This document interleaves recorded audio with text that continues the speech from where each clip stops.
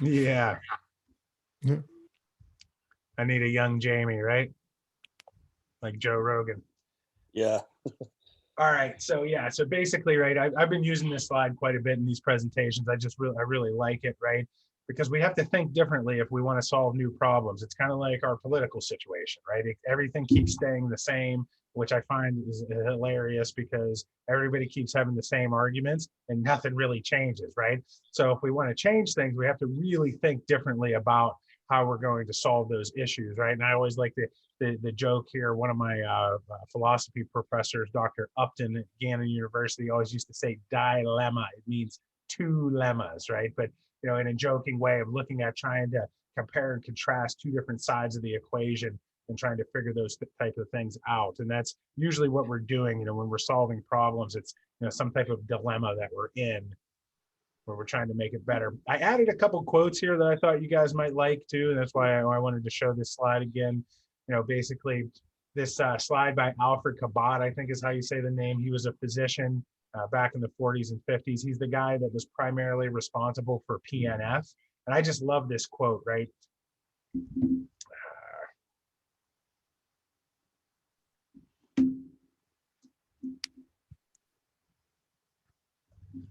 Yeah, so I just love this quote, right? There is untapped human potential in all, especially those who are disabled, right?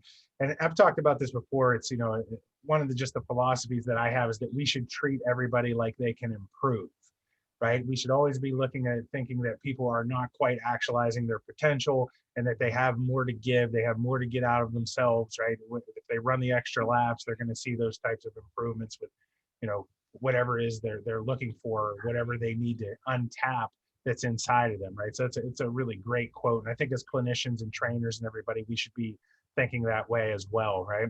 So also my college wrestling coach, Don Neil Henry, right? He used to say to us, and I remember particularly one time he had said this to me, shortcuts will get you somewhere, just not where you want to be, right? And I just always have thought that was just an awesome quote, right, to think about, because it's always about doing it the right way. It's always about doing it the hard way, especially if you want to unlock some of that potential that's inside of you or inside of somebody else, right? We don't want to take these type of shortcuts to get there because you're just not going to end up exactly where you want to be.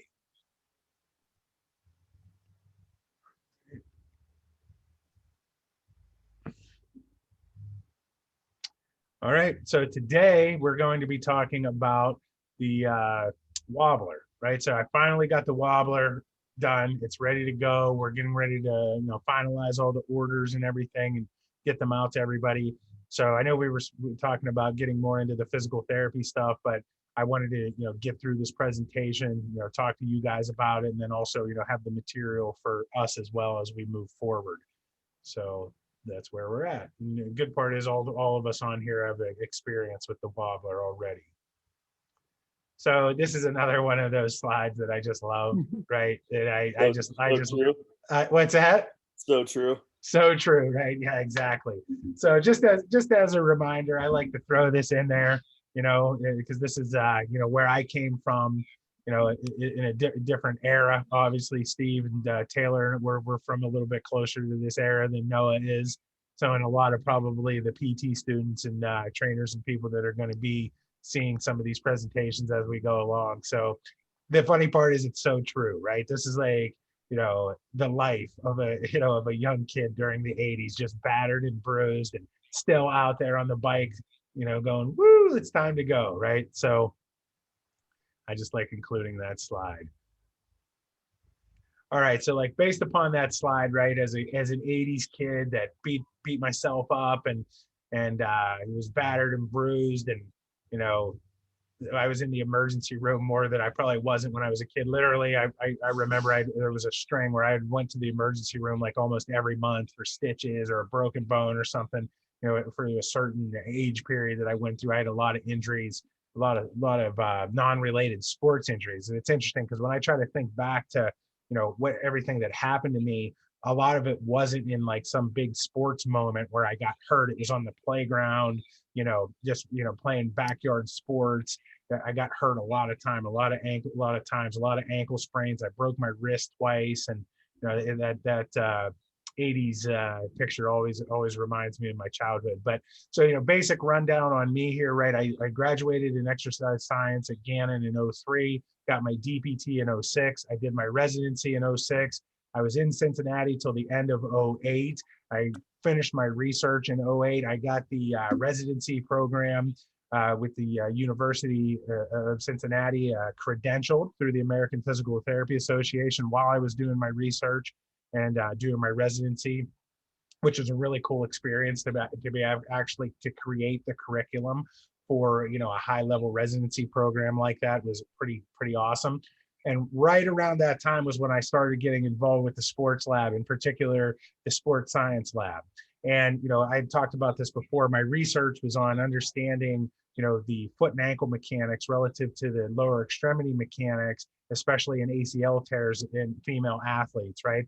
So it was a perfect segue for me to get involved with the sports science lab, sports lab, Marinovich, and start working on the program that they had. It was very heavily based in neuromuscular conditioning, neuromuscular strengthening, and just the neuromuscular philosophy, PNF and all of those things that we've talked about. And it also had this big barefoot component, right? So I had all these foot and ankle problems.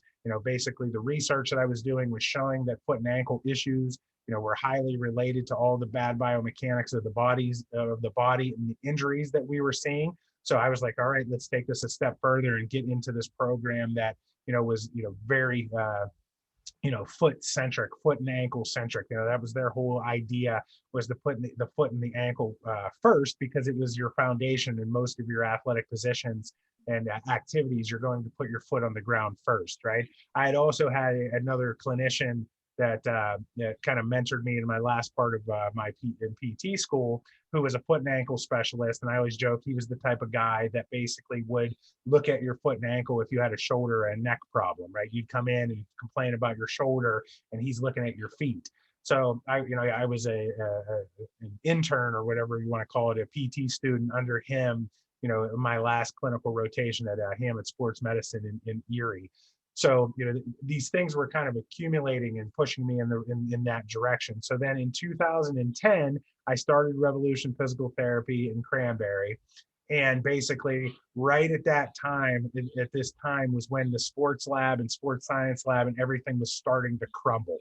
The whole system and everything that was going on was just so fragmented and all over the place. And as somebody that was involved in the program, you could feel it, but you couldn't understand what was going on.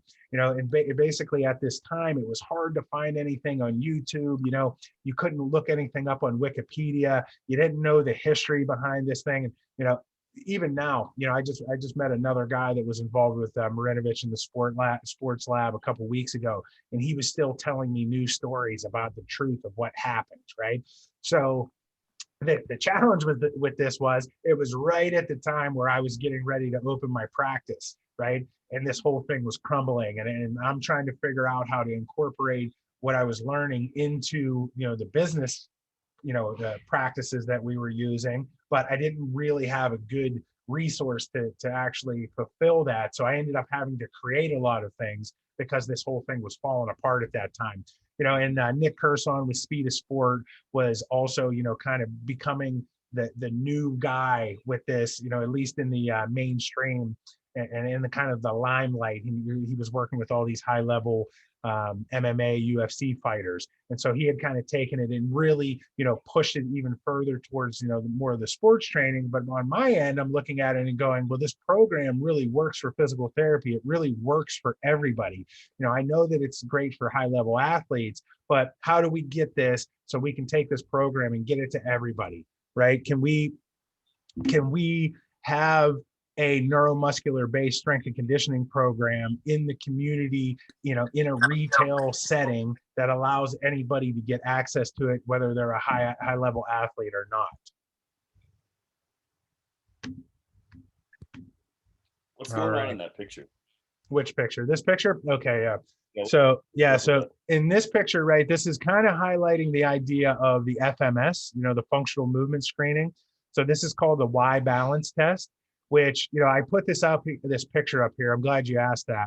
because at this time, through the late 90s and the early 2000s was when all of these programs really started to kind of come to fruition. And they were, these innovations off of the science that had now become these commercialized, marketed programs, right? And on my end, I was learning everything the hard way. Like, we learned about Y balance before Y balance was really, a mainstream, thing for strength and conditioning coaches and physical therapists, because I was in this really high level program, everything was on the cutting edge. And I was also at a Division I university and working with professional athletes. We were doing the best of the best of the best, right? So basically, in this picture, you stand on one foot and you push these sliders along to see how far you can reach. And you test side to side and compare it to norms as well. And basically, you can use it as an exercise or you can use it as a test. But again, the point of putting this picture here was kind of showing, basically that these programs came along after I was already, really learning this stuff longhand, which I'm glad that they've come along, because we've gotten way more exposure, especially when, these talks are designed to be bridging the gap between physical therapy and chiropractic and fitness and wellness and all of these things. So these programs like the functional movement screening, or these systems like the functional movement screening or functional movement systems, have come along and really pushed us more in that direction, giving everybody the resources and the language that they need to describe these things that we see functionally, right? And their whole idea was that you can't have all these clinicians running around not having the same language when we're talking about movement, and particularly functional movement. It wasn't really their main goal. And I don't know if it wasn't their main goal. I don't know exactly what their goals were, but they really, their main agenda. And if you look at, and listen to what they talked about, they were really just trying to create a language so everybody would be able to speak on the same things with the same language. So does that make sense, Taylor? Yeah, thank you. Yep, no problem. All right, so, and again, this is where we're starting here. This is a picture that I showed before. Marinovich, Troy Polamalu, the Super Cat guy, Bruce Jenner, Mike Maddox is in the picture at the top right, and that's me and my cousin Tyrell, as we were getting our, our first ISO machines. So, basically, Mike Maddox had came to me at that time. He's the guy on the right, the tall guy. He's 6'6". Marv was a really big guy here. You can see his picture on the left as well. And when I had bought the Isokinetic machines, Mike had found out that there was a physical therapist in Pittsburgh, that had these machines that his machines, and I was using them for functional training and for physical therapy. So when he came to visit me, or when he actually contacted me to come to visit me, he was like, "Hey, why are you using my equipment?" He was really curious about why a physical therapist would be, using this equipment. So ultimately, after I got done working with him, and teaching me how to use the machines and stuff, and he started pitching to me these other machines that we had, primarily the Wobbler being one, but the crawler and the roller back and the strider and all those other machines that, that I know Noah and Steve have seen. Taylor has seen some of them. So it was a big challenge for me at that time, because he basically unloaded, or, ultimately, taking ownership of it. I ended up buying like 10 new pieces of equipment that I had never used before. So I really didn't expect the Wobbler at that time to be the piece of equipment that I was going to fall in love with. It kind of just seemed like it was this little, basic, balancing thing. And, we weren't even doing very many exercises on it at first. And I got the same, cool feedback from Troy about the Wobbler. The Wobbler patent, I think, was right around, where were we at, 2008, 2009, somewhere along those lines, I think. And it was kind of past Troy's time, but he remembered it being at the facility. And he said Marv really hadn't been using it. Maybe, they would do a couple balance exercises on it, the same thing that we were doing. But what happened with me, one day I was working with Shamarko Thomas from the Steelers at the time. And I said, "Hey man, just I'm busy. I need you to just hop on the Wobbler, go over there for 5 or 10 minutes and get on the Wobbler, and I'll be back." Right. And so, he's wobbling around. I come back over and he's pouring sweat. Join the meeting. And I'm like, "Oh my gosh, man, he's really pouring sweat on this thing, right? Is this really happening?" So I tested his heart rate, and his heart rate was like 140. And I'm like, oh, this could be a piece of exercise equipment for conditioning as well. What other things can we do with this piece of equipment? So my attention at that time really started turning towards the wobbler. Also, I one day I was on a lunch break. I come home and I walk in. My mother was watching Xander. He's probably 2 years old at the time, and she has her soap opera on, and she's in the living room, wobbling around. And I'm like, what are you doing? She's like, oh, I do this every day. I love it. It works my core, and blah blah blah. And I was like, oh wow. All right, my mom's 60 something, around 60 at the time. I'd never really even thought of using the wobbler with her at that time. So, from that point, it was like, okay, let's figure out what we can do with this piece of equipment, and, trying to get it out to market. We were able to sell quite a few, while we were at Revolution, mostly to the customers and the clients and whatnot that we had. But because it was made in steel and everything, we ran into some of these pitfalls, which I'm going to talk about some more here in a minute.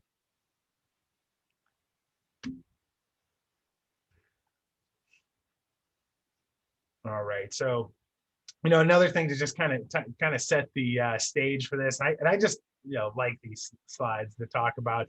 Obviously you can see Sammy Sosa and Mark McGuire on the right side. I graduated high school in 1998, and that was the year that Sammy Sosa and Mark McGuire were the going for the home run race. And basically, the reason why I have this on here is to kind of set the precedent of the time of going, okay, this was big steroid era, right? Things were a lot different. It was a lot more bigger, faster, stronger, right? All this idea of functional training, wasn't really a mainstream thing anyways. It existed, like we've talked about, these things aren't really new. They've been around for 30 years, right? But there were more, maybe 50 years, maybe 100 years at this point. Right. But a lot of things were happening at the end of the 90s, not only, with Y2K and all of those things. There were a lot of things that were changing, especially in the sports world. There were a lot of big events that happened, right? The Tyson Holyfield thing happened in 1997. And so again, 97, 98 was my senior year. The Monica Lewinsky Clinton scandal happened. Viagra came on the market in 1998, which I thought this was pretty cool. The smoking ban happened in California in 1998, right? So, I don't even know if it still happened in Pittsburgh or not. I remember when they tried to do this in Pittsburgh, they tried to ban smoking from the bars. Everybody was like, yeah, right. And then they just kept doing it. I know the one bar that I go to visit back home still is the same way. We talked about the Balanced Budget Act, right? That in 1997, they did all this stuff that ended up thinking they thought it was going to affect Medicare, which decreased enrollment to PT schools. And it ended up not even actually having an effect on Medicare reimbursement. And then in 1998, the first DPT program was started in Creighton University in Omaha, Nebraska. So also there were all these really cool technological things that were changing, right? Steve Jobs went back to Apple in 1997. Napster came out my freshman year of college, which was 1999. Facebook came along when I was, in 2004, when I just started grad school, and Wikipedia and Google and YouTube, and everything was just changing. The idea of biohacking and using technology for fitness and strength and conditioning was starting to happen. But my college really hadn't started their exercise science program until the year 2000. So it was a really new thing, in a new program for our campus. And, to be one of the first students to go through that program was really cool. And it was really supposed to be designed to be a feeder program, for the physical therapy program at Gannon University at that time.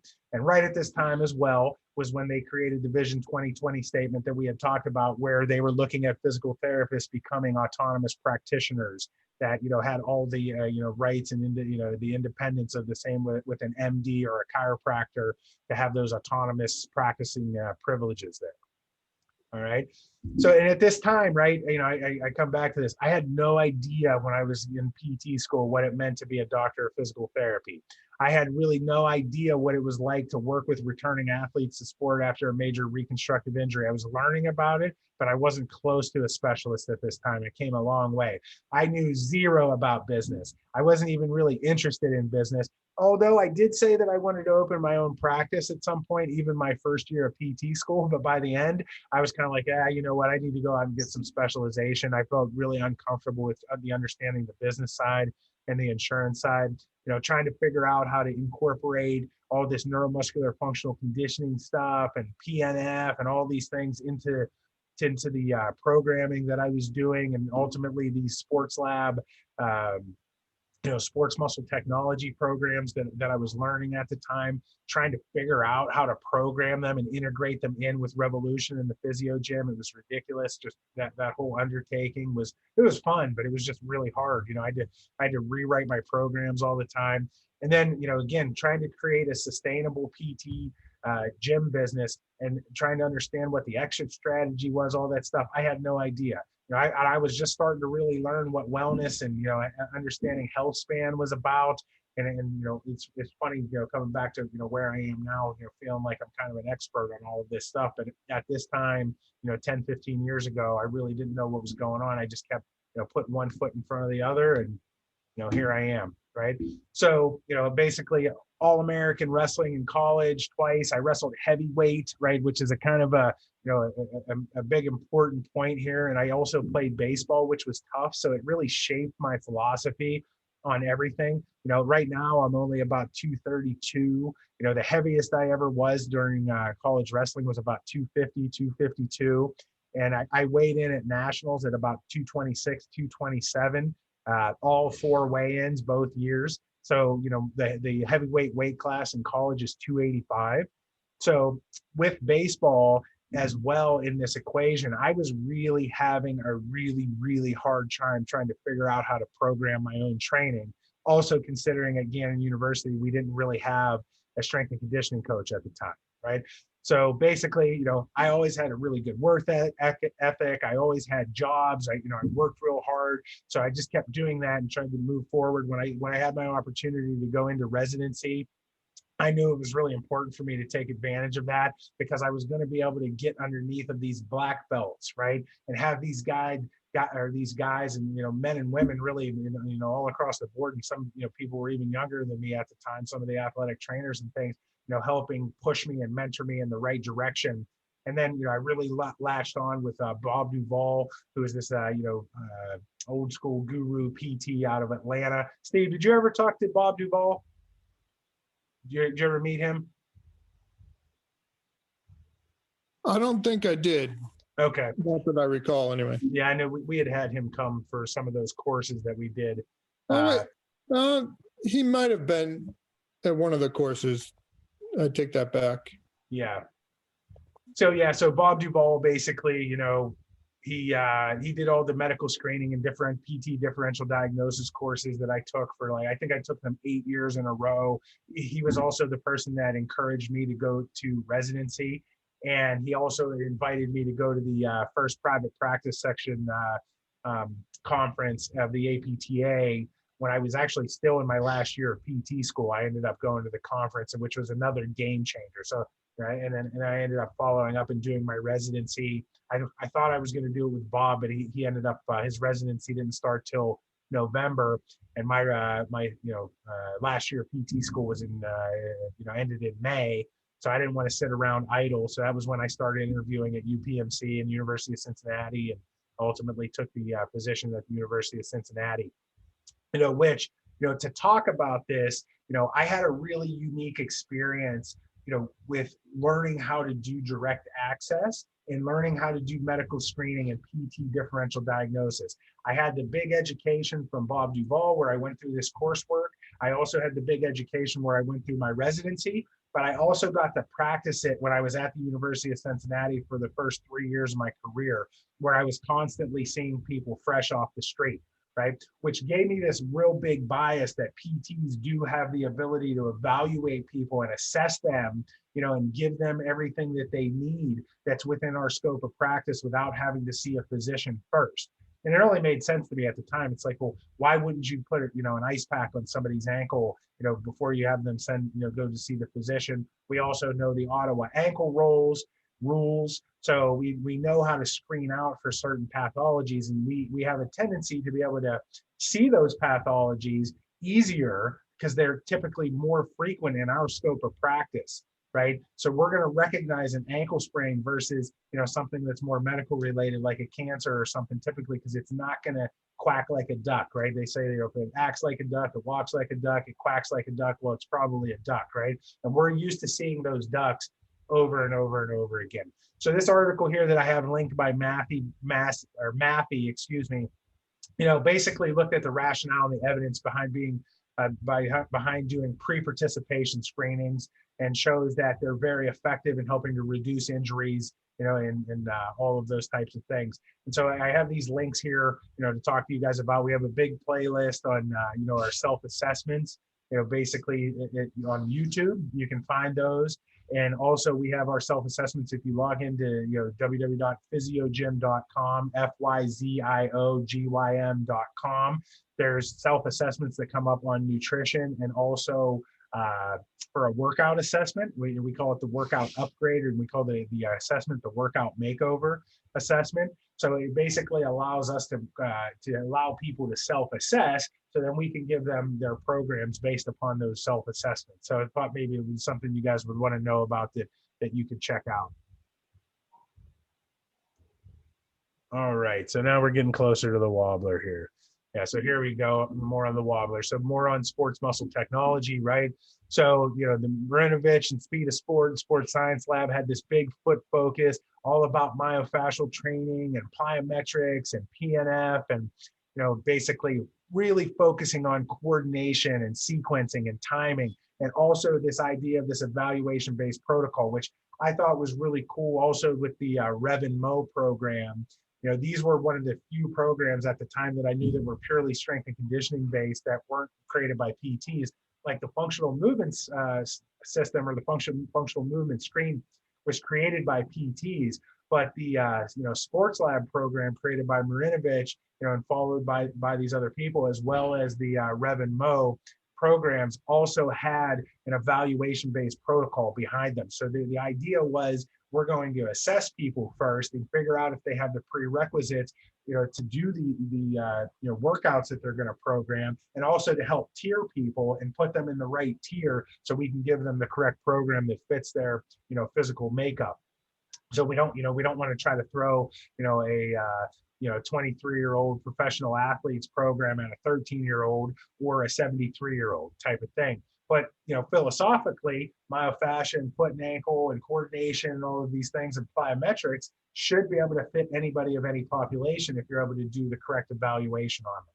So I think one of the other cool things that Troy Polamalu had told me was that Marv had really been shifting away from doing everything in a barefoot situation and moving more towards specificity. So if you're a football player, you should probably do the majority of your workouts in your cleats, right, or in your turf shoes. But if you're an MMA athlete, you should probably work on doing more in your bare feet. Now, where my philosophy has been is that I believe that barefoot training is like tummy time, what we use for kids, right, or really babies and early stage toddlers, getting them on their stomach, so they have to go through those motor programs and motor development about pushing up and getting into extension, right?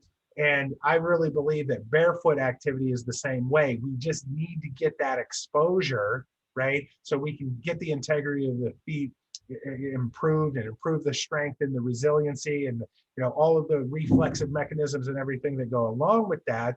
But what the research shows is that we see a difference in the sequencing timing, reaction time, when we end up putting shoes on versus not being in shoes, especially as we increase the thickness of shoes, right? So you have to be careful if we have an athlete that basically plays a sport in their shoes all of the time, and then we have them training barefoot, it can be a hard transition to make to go back into the shoes, where they can start having problems with their Achilles like Troy did.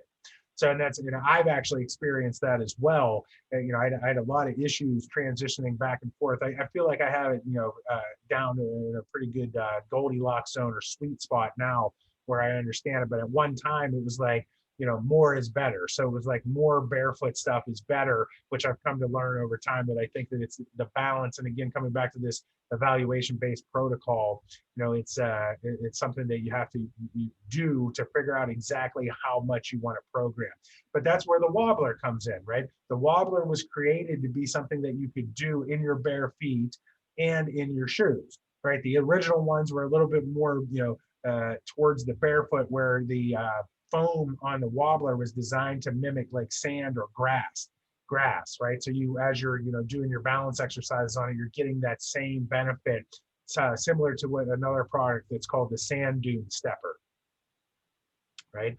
So when we look at this idea of the spinal engine, like we talked about before, and just, simply, running mechanics, we get this side bending and rotation that's going around the kind of the base of stability of where the foot is. And you can really see this. It's subtle, right? But we can see in this picture that the head is shifting off side to side, and there's this rotation in the shoulders where we're getting this head over foot position, and we're getting into that kind of coiled position. And that's really what's happening with these athletes as they're able to create such, power, but also with this precision and efficiency that they're doing when they're running, like in this picture, the 40-yard dash with Chris Johnson, right? So the wobbler, in this whole idea and this concept of the power center, was designed to mimic this weight shifting and rotation that we do with this spinal engine idea, and be able to repetitively work through it. Because on this spectrum of movement, when we're looking at Chris Johnson,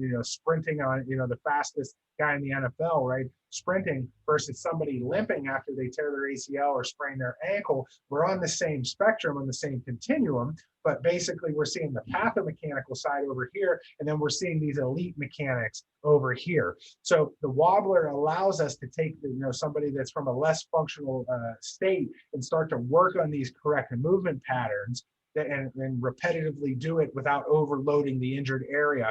And as well, if you're looking at trying to increase your volume of this movement without a lot of impact, the wobbler also allows you to do that as well. Right, so like we talked about before, we have these issues with this idea of what I call ambikinetic, right? And using the whole body and all four limbs to do the work, right? And that's what we see with Chris Johnson, who's, again, the fastest people on earth. Whenever they move, their whole body is coordinating all together. And I'm not going to go too deep into this slide, but this is from a former talk, but this idea of being ambidextrous throughout your body and being able to use your limbs equally to create force, right, and absorb force, and using your whole body to absorb force, instead of what we see on the injuries where people only use one joint, or they have a tendency to put more force into one area of the body that becomes this area of vulnerability. Even like a hernia, for example, as the core gets weaker, right, and we're overloading those hip flexor, areas, in your groin, the tissue starts to become weak. It becomes an area of vulnerability. You end up with a perforation in the tissue, and then something pops through.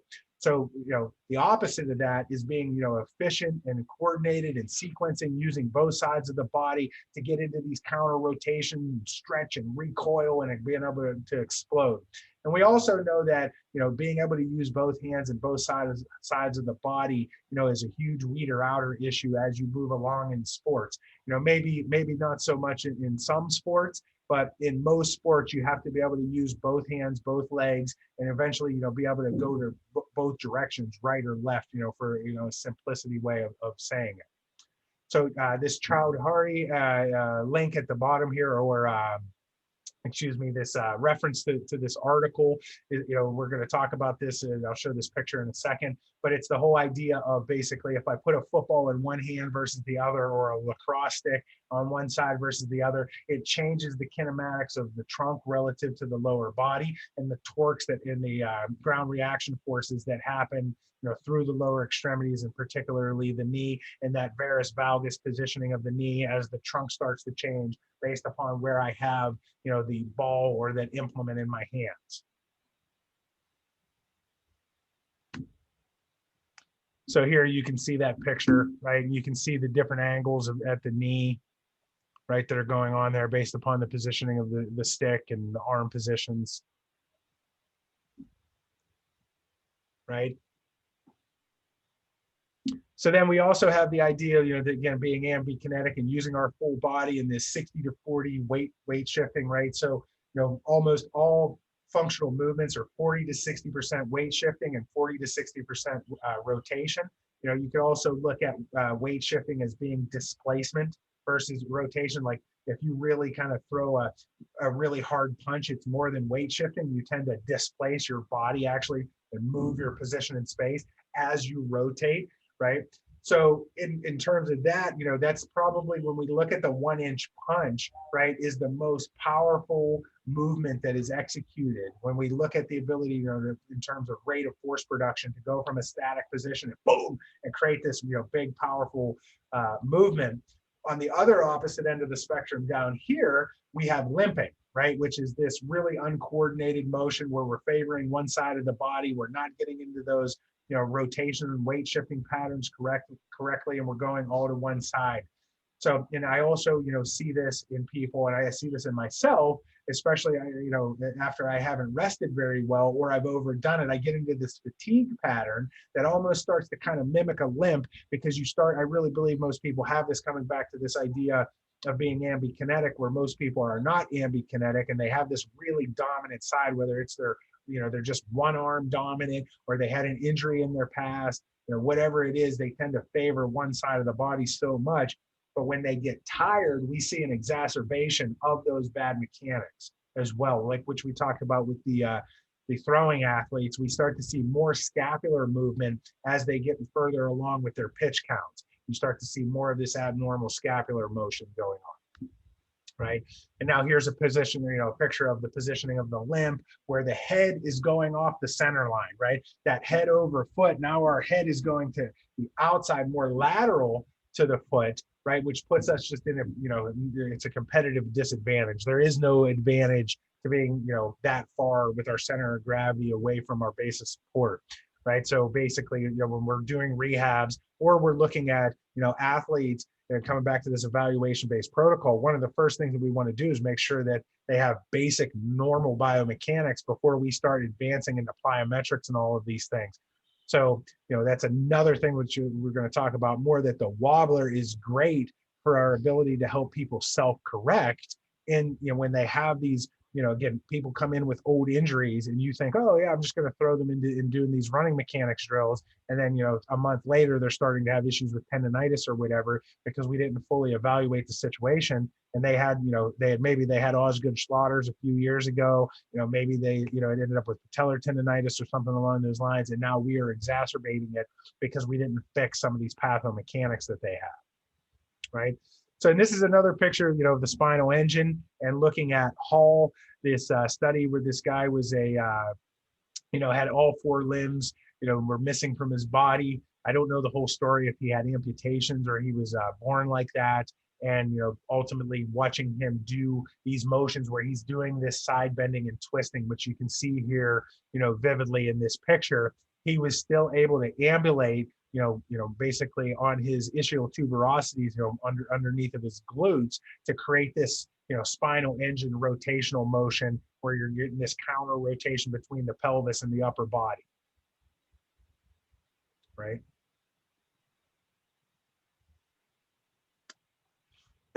Steve, did you see that video? Taylor, Noah, have you seen that video? Which one? From this guy? You've seen that before? Yeah. I have not.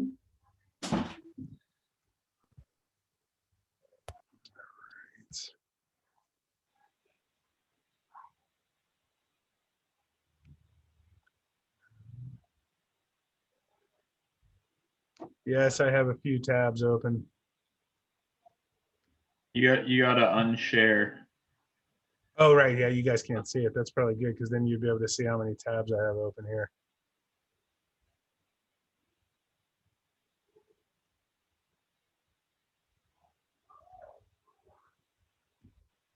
That's right, Noah. Noah's my man, the expert. I was the technology student for half of my professors during class. Oh, really? Yeah.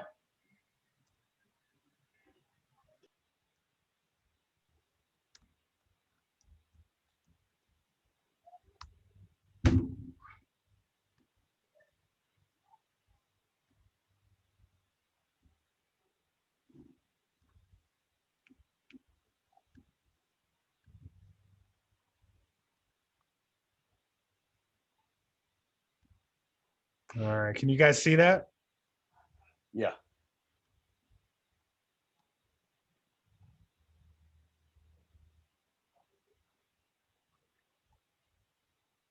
Which is a pretty crazy thing to see.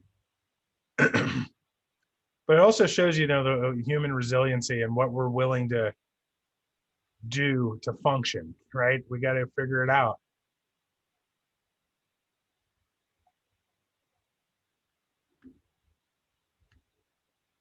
So, you know, what's to note here, right, is look at the or the counter rotation between the upper body and the lower body, right? This coiling motion that's going on.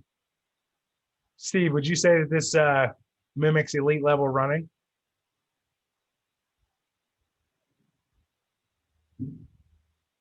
I would say there's definitely some component of that.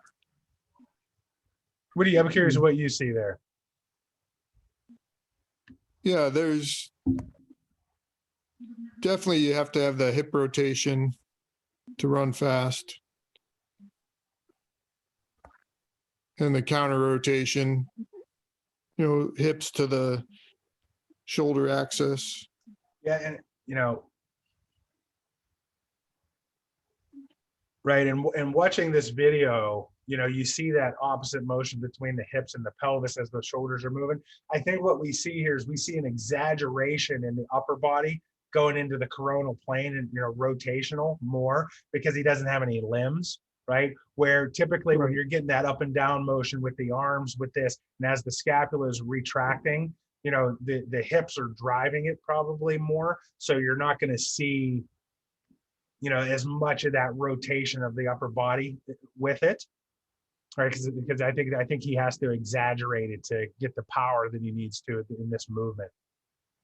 But but very similar, right? And he doesn't really have to move his head because he doesn't have legs. If you look at it though, I mean, there is a little bit of a shift, right? Considering he doesn't have any legs, there's this slight movement that goes just a little bit more. But you're right. I think if he had legs, you would see a bigger motion. That's a good point, Taylor, right? That if he had the legs, the head would be shifting even more. But because, you know, his base of support is more proximal and the lever arm is shorter, he doesn't have to get as much of that side flexion. Plus, if he did that, he's probably going to be more unstable, right? If he gets more side bending, he's going to fall over, right? That's great.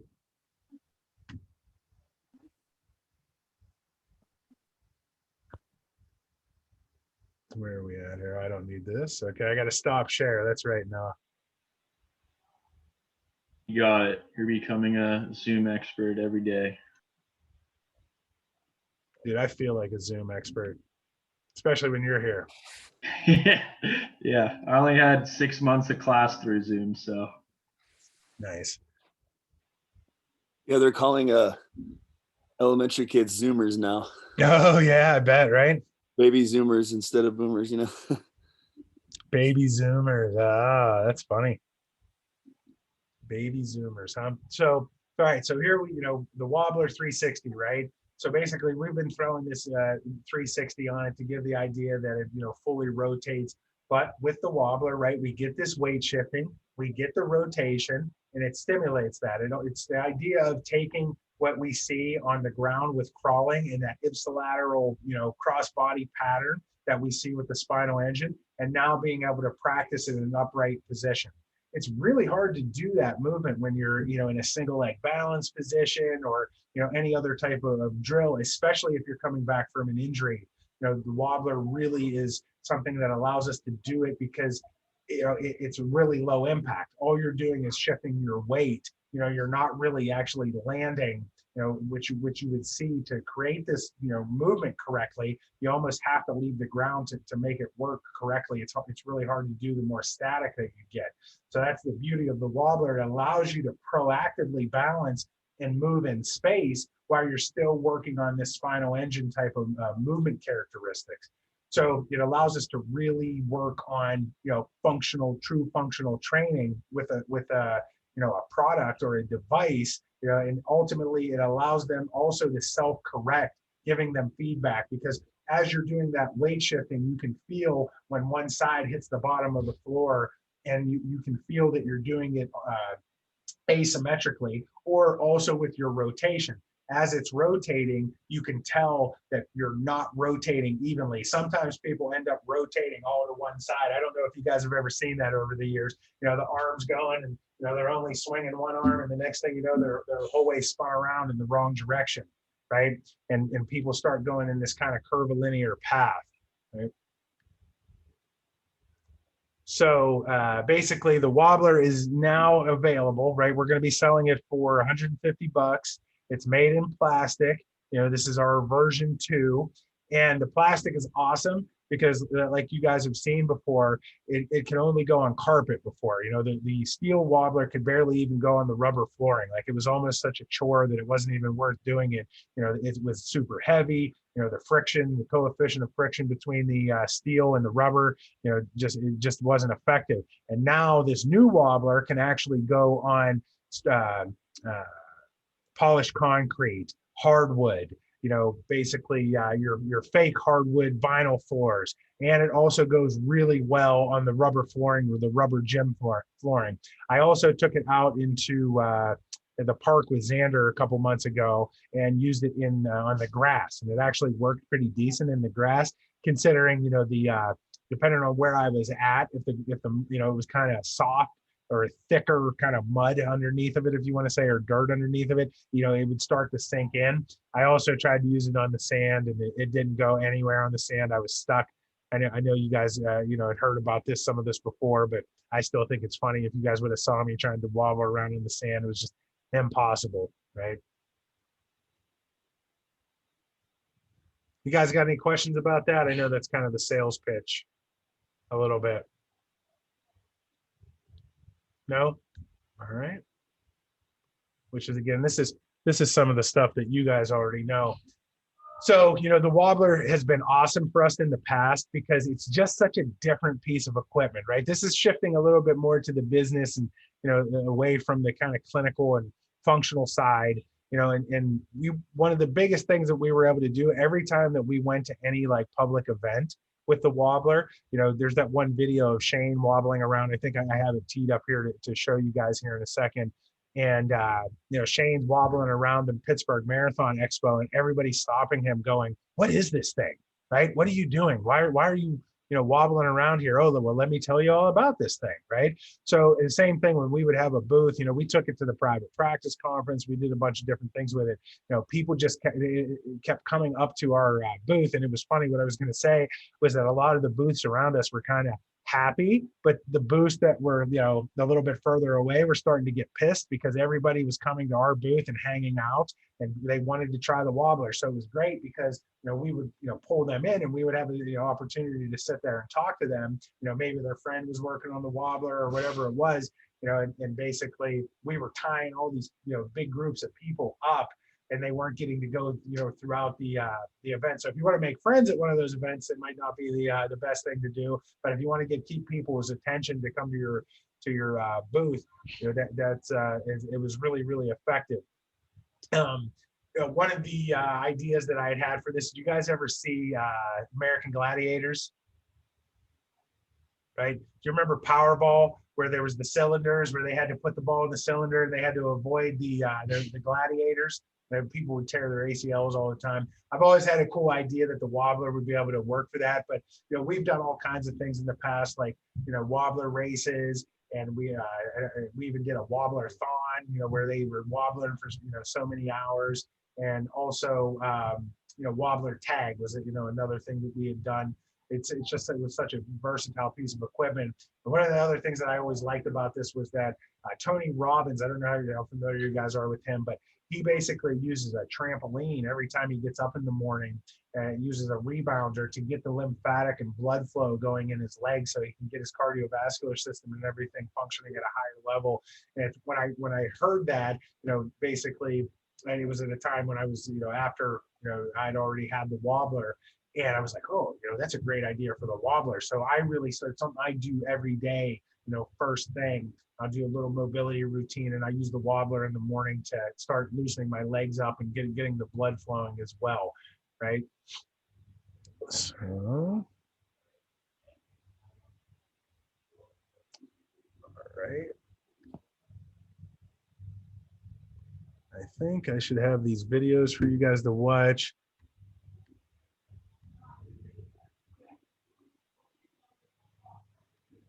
You guys got any question on that? I know you guys are all so familiar with it, right? Hey, Lanil, I hate to head out early, but I'm gonna head out. I got a couple more things I gotta do to get prepared for tomorrow. Oh, that's all right. Yeah, you got a big day tomorrow, Noah, right? Yep. Yeah, I don't need to show these videos anyways because you guys have already seen them. So it's no big deal. You guys have already seen, you already know how to use the wobbler and all that type of stuff. So All right. I'll see you next week. Thanks. no problem, brother. Later. Good luck. Thank you. See you guys. Later. Steve, Taylor, you guys got anything? No. No, man. I've got to go Thank you. pretty soon too, but are you selling the wobblers through Physio Gym or how are Yeah, you? yes, doing we that? are. Yeah, they're going to be sold through Physio Gym, and basically, if you want one, just let me know. We'll get you a link, and you just have to basically, sign up for it, pay for it, and then we'll get it out to you. Okay. Actually, let me. So I was planning on doing this. You got a few more minutes? I got a couple. Yeah, it'll only take a couple. I'll be right back. Hold on a second. Okay.